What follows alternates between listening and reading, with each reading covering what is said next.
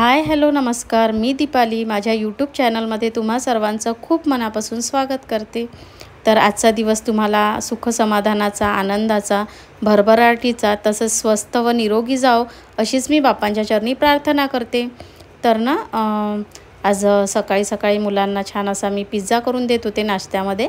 तर त्याच्या भाज्या वगैरे कापून घेतल्या होत्या मी आणि अपेक्षा आणि मी त्याच्यावर पिझ्झावर सगळ्या ठेवत होतो आणि मग त्यांना मी पिझ्झा वगैरे बनवून दिला आणि सकाळी बस थोडं एवढंच मी शूट केलं आणि त्याच्यानंतर मग मी 3 दिवस काही शूट घेतलं नाही कारण माझी तब्येत खराब होती। तर 3 दिवस सतत मला ताप होता आणि सारखी झोपूनच होती मी आणि परत ना माझ्या चेहऱ्यावर कशाचा तरी असा ऊत आला होता। कशाचा होता तर ते मला काही माहिती नाही। आता डॉक्टरकडे मी गेले होते तर डॉक्टरने औषध वगैरे दिलं मला। तर डॉक्टर म्हणत होते की बहुतेक आता या दिवसांमध्ये गोवर काजण्या वगैरे निघतात तर तो प्रकार दिसतोय, मात्र ते सगळ्या बॉडीवर येत असतं पण माझ्या पूर्ण बॉडीवर काहीच नव्हतं, फक्त चेहऱ्यावरच माझ्या ऊत आला होता आणि ते इन्फेक्शन माझ्या डोळ्यातही गेलं होतं। तर डोळेसुद्धा माझे दोनही नाही, डावा डोळा जास्त झाला होता, उजव्यात तेवढं नव्हतं पण डाव्या डोळ्यामध्ये खूप जास्त इन्फेक्शन झालं होतं। तर आता औषध वगैरे घेतली आहे तर थोडा आता कमी आहे पण अजून पूर्णपणे बरं व्हायचं आहे, त्याच्यामुळे मी माझा चेहरा तुम्हाला दाखवत नाही आहे, उद्यापर्यंत होईल कमी। तर म्हटलं चला बोलता बोलता तुम्हाला माझं माहेरचं जे गाव आहे, शहर आहे ते तुम्हाला दाखवूया म्हणून मी तेच दाखवत आहे।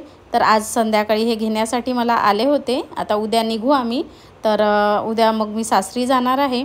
तर म्हटलं चला आम्ही दोघं फिरायला निघालो होतो, हे म्हणत होते की चल थोडंसं फिरून येऊ आपण। तर म्हणून मी फिरण्यासाठी निघालेली आहे बाहेर पायदळच, कारण मी जसं की तुम्हाला सांगितलेलं आहे की मम्मीचं घर हे असं बिलकुल मार्केटमध्ये आहे, घराबाहेर पडलं की सगळे दुकानं वगैरे अगदी जवळपास आहे, त्याच्यामुळे इथे पायदळ फिरायला खूप छान वाटतं।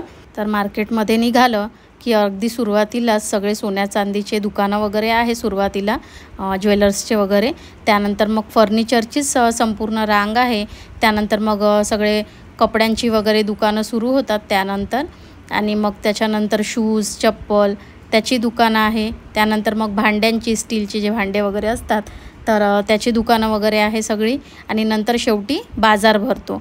तर असं म्हणजे अगदी रांगेने सगळ्या गोष्टी आहे तिथे, तर त्याच्यामुळे खूप छान असं जिकडे तिकडे चहलपहल असते आणि खूप छान वाटतं फिरायला मार्केटमध्ये।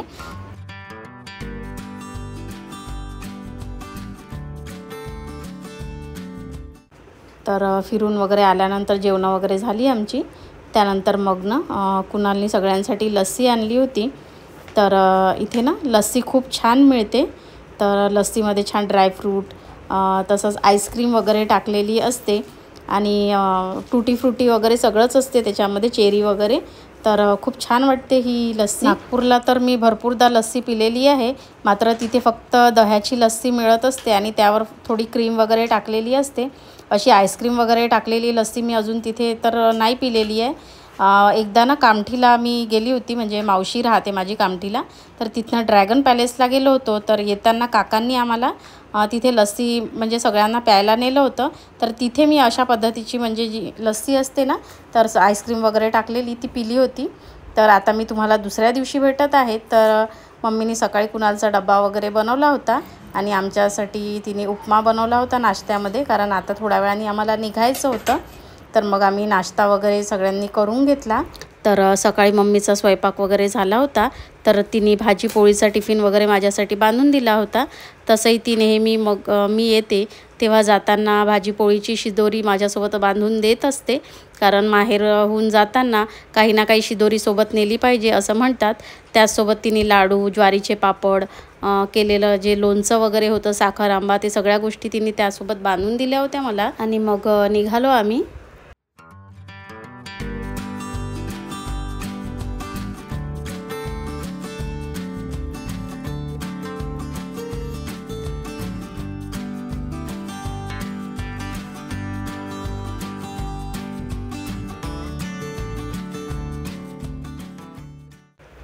तर इथे जाता जाता बघा, इथे शक्ती ड्रायव्हिंग स्कूल म्हणून लिहिलेलं आहे, तर त्याच्या बाजूचं जे घर दिसतंय ना तर ते माझ्या बहिणीचं आहे। तर ती आधी इथेच राहत होती, मात्र आता ती बँगलोरला शिफ्ट झालेली आहे। दरवर्षी आम्ही सोबतच मम्मीकडे उन्हाळ्यात वगैरे राहत होतो, मात्र यावर्षी आता 1 महिनाच झाला आहे ती शिफ्ट झाली, त्यामुळे तिला आता काही यायला मिळालं नाही यावर्षी। तर नाहीतर मग आम्ही दरवर्षी तर सोबत उन्हाळ्यामध्ये मम्मीकडे राहत होतो मस्त। तर मग जाता जाता आम्ही कुणालला भेटायला त्याच्या ऑफिसकडे गेलो होतो, कारण तिथनंच जावं लागतं आम्हाला। तर तो 9 वाजताच ऑफिसला निघून गेला होता। तर तो म्हणत होता की जाताना ताई येशील भेटायला, तर त्याची भेट वगैरे घेतली आम्ही आणि मग निघालो आम्ही पुढे।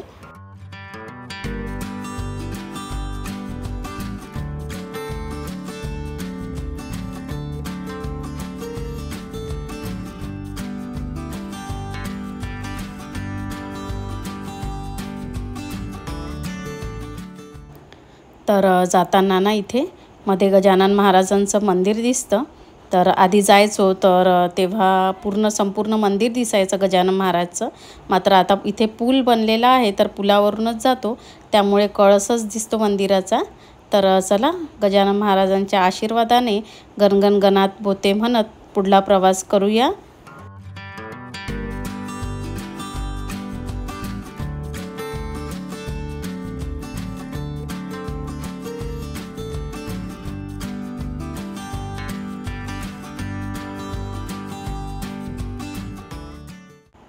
तर आम्ही इथनं ना यावेळेस गुमगाव हिंगणा या मार्गाने निघालो होतो। तर कुणालनीच म्हटलं होतं आम्हाला की या रस्त्याने जा म्हणून, कारण इकडे ट्रॅफिक वगैरे मिळणार नाही तुम्हाला, अगदी रिकामा रोड राहील आणि लवकर पोहोचाल म्हणून। तर आम्ही पहिल्यांदाच इकडनं आलो होतो, नाहीतर नेहमी सिटीतनं वगैरे जातो आम्ही तिकडनं। तर तिथे ना नेहमी ट्रॅफिक खूप मिळतं आणि पोहोचल्यानंतर नागपुरात आणि तिथनं घरी पोहोचायला आम्हाला पाऊण तास 1 तास निघून जातो, कारण ट्रॅफिक खूप मिळतं। तर इथे जाताना आम्हाला अजिबात ट्रॅफिक वगैरे मिळालं नाही आणि गुमगाव हिंगणा या मार्गाने आम्ही निघालो होतो। तर अगदी म्हणजे बोलता बोलताच पोहोचून गेलो असं वाटलं आम्हाला, कारण अगदी रिकामे रोड होते छान, अगदी नागपुरातच फिरत असल्यासारखं। 1.25 ते 1.5 तासामध्ये आम्ही पोहोचलो होतो हिंगण्यामध्ये आणि इथनं आता घर काही जास्त लांब नव्हतं, जवळच होतं। तर चला इथेच मी माझ्या व्लॉगचा आता एंड करीत आहे। व्लॉग आवडला असेल तर लाईक करा, चॅनलला सबस्क्राईब केलं नसेल तर सबस्क्राईब करा आणि जे बेल आयकन दिलेलं आहे त्यावरही प्रेस करा, म्हणजे मी जेव्हाही व्हिडिओ टाकेल त्याचं तुम्हाला नोटिफिकेशन येईल। तसेच तुम्हाला माझे व्लॉग कसे वाटतात तेही मला कमेंटमध्ये सांगा। तर चला भेटूया अशाच एका छानशा व्लॉगमध्ये, तोपर्यंत बाय बाय।